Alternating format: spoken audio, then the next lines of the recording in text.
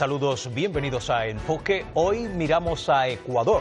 Así que del momento actual que vive Ecuador, hablamos en este programa con Arquímedes Romero.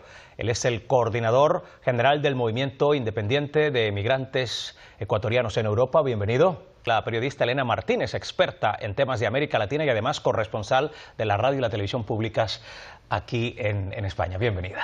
Concretamente, este jueves 19 de marzo, el país, Arquímedes, ha vivido una jornada de manifestaciones antigubernamentales en varias ciudades. ¿Cuáles son las demandas de los manifestantes? La marcha de ayer fue de los trabajadores. Sí, eso quería precisar. ¿Cuáles eran precisamente esos reclamos? Es justamente de que en el tema del trabajo, naturalmente de que lo que quieren es a los trabajadores, según el artículo 229, tercer inciso, donde manifiesta de que todas las conquistas de los trabajadores, los derechos, son irrenunciables y aparte de que pertenecen al Código de Trabajo, supuestamente con el nuevo Código de Trabajo se da al traste con esto, con la contratación colectiva, con la posibilidad de ser parte de los representantes de los trabajadores en los sindicatos. Entonces, no podemos estar de acuerdo cuando se retroceden derechos.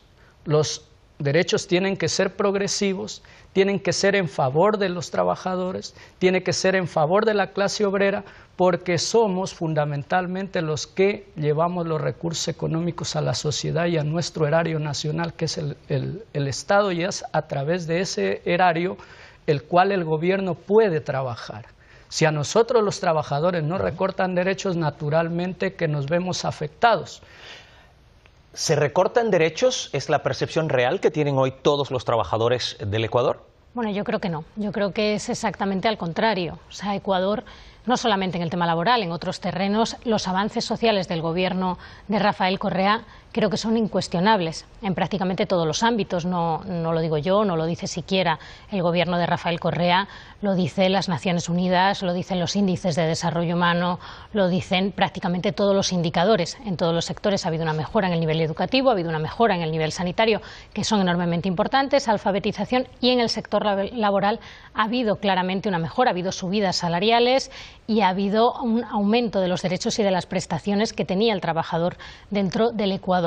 Ahora bien, existen sectores, tanto por parte de la izquierda como por parte de la derecha, en los que hay un cierto descontento. Son absolutamente minoritarios. Quiero decir, descontentos sociales o en ciertos colectivos los hay en absolutamente cualquier país. No hay un solo país que no tenga ciertos sectores que en un momento dado puedan no estar de acuerdo con determinadas reformas, con determinadas cambio en las leyes ecuatorianas. Creo que el apoyo al gobierno de Rafael Correa, bueno, quedó de manifiesto en las urnas, por supuesto, es un apoyo masivo, lo ha sido desde el primer momento, mayoría absoluta de Rafael Correa, más aún en temas de migración, que conozco más de cerca, pero también dentro del Ecuador. Evidentemente habría ciertos sectores, por ejemplo, dentro de la izquierda, que hubieran querido unos mayores avances, o que los hubieran querido más rápido. Muy bien, el derecho a la protesta y a la manifestación está totalmente garantizado en el Ecuador. ¿No? Están detrás de esa convocatoria. ¿Qué organizaciones? Las organizaciones sociales, el pueblo ecuatoriano, los obreros. Responder por alusión a estos planteamientos que ha hecho Arquímedes. Sí, y a la pregunta y a la inicial, pregunta también. Detrás de las protestas del día de ayer estaba la CONAIE, la Confederación Nacional de Indígenas del Ecuador, y también estaba un sindicato de trabajadores del Ecuador. Es decir, hablar de amplios sectores sociales creo que no es oportuno, ni siquiera es diríamos preciso. Creo, sé que además el presidente se ha reunido estos días anteriores con diferentes sectores sociales indígenas, con los que ha puesto de acuerdo y ha puesto en común diferentes reformas para aplicar. Acciones violentas, por ejemplo, al término de la manifestación en Quito, representantes de la prensa, de la policía, ¿le hacen flaco favor esto a la democracia? En general siempre le hace un flaco favor a prácticamente todo, a la democracia por supuesto. Creo que tanto aquí como en cualquier país se condenan las acciones violentas, creo que son minoritarias, creo que hay que condenarlas, tanto la agresión al presidente Correa como los disturbios posteriores en la manifestación, y no creo que sean tampoco representativas de los movimientos que han protestado legítimamente y en paz. Es decir, hay un sector dentro de esos movimientos que busca una mayor desestabilización y que lo hace de forma violenta. Hay que condenarlo inmediatamente, teniendo en cuenta que Ecuador sufrió un intento de golpe de Estado el 30 de septiembre de 2010 y que no hay que olvidarlo, y que hay otros procesos de desestabilización en la región de los que luego podremos hablar. O sea que para entendernos, ni son tantos, de las respuestas infiero, ni son tantos los manifestantes, ni todos los manifestantes son violentos. ¿Esa es la realidad? Yo pienso personalmente de que el pueblo ayer, como dice la invitada, se pronunció democráticamente en las calles contra el gobierno del populismo de Rafael Correa. En una zona del país, en Riobamba, allí había dejado inaugurado un nuevo centro sanitario. También quedaba abierta en Manduriacu el otro referente, o quedaba abierto otro referente de la actual política gubernamental, uno de los 8 megaproyectos hidroeléctricos que buscan cambiar la matriz energética en el Ecuador. Parece que van a ahorrarse unos 80 millones de dólares al Estado en combustibles importados por generación, y que también se reducirían las emisiones anuales de CO2 en 180.000 toneladas. ¿Estas cifras están maquilladas o es la realidad del Ecuador? Pues si están maquillados o no, eso lo ha dicho usted, señor periodista. Lo pregunto. Del populismo y de las medidas que está tomando el presidente. Creo que populismo es cuando uno hace demagogia, cuando uno promete lo que no pretende cumplir y se lo promete al pueblo para que lo vote. Creo que es justo lo contrario de lo que ha hecho el presidente Correa. Creo que el presidente Correa ha trabajado por aquello que dijo que iba a trabajar, y creo que eso lo sabe la sociedad ecuatoriana, porque Ecuador vive ahora precisamente el mayor periodo de estabilidad política de la historia reciente del Ecuador. Ecuador tuvo prácticamente en una década casi más de una decena de presidentes. Estamos en un periodo de tanta estabilidad que creo que hablar ahora mismo de desestabilización en el Ecuador o de marchas masivas contra el presidente no es real. Bueno, hablando de ese término, desestabilización, el propio Rafael Correa ha denunciado que precisamente esos sectores de la izquierda que, hablábamos ya, convocaban estas manifestaciones de ayer, han estado actuando en los últimos tiempos como kamikaze de la derecha para agitar el país y buscar la desestabilización. ¿Realmente ven ustedes intentos de desgaste al gobierno de Rafael Correa por parte de la oposición?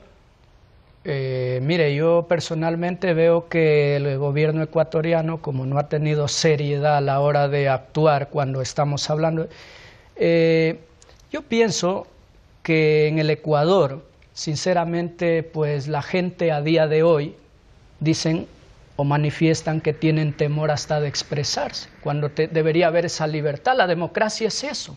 La democracia nace precisamente para que sea el gobierno, la mayoría, el que rija los destinos del país a través de una representación que son las autoridades. Me parece que no me he expresado del todo claro o no se ha entendido. ¿Existen intentos reales de desestabilizar al gobierno de Rafael Correa? Creo que sí, que existen intentos en toda la región, en América Latina, y de algunos sectores también dentro del Ecuador, sobre todo a nivel mediático.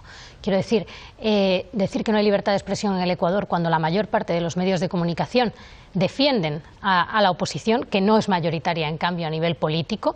Es decir, la mayor parte de los medios de comunicación privados en el Ecuador son contrarios al presidente Rafael Correa. Estamos de acuerdo en eso. Entonces, bueno, pues creo que si eso es que no haya libertad política en un país, hombre, parece un poco extraño.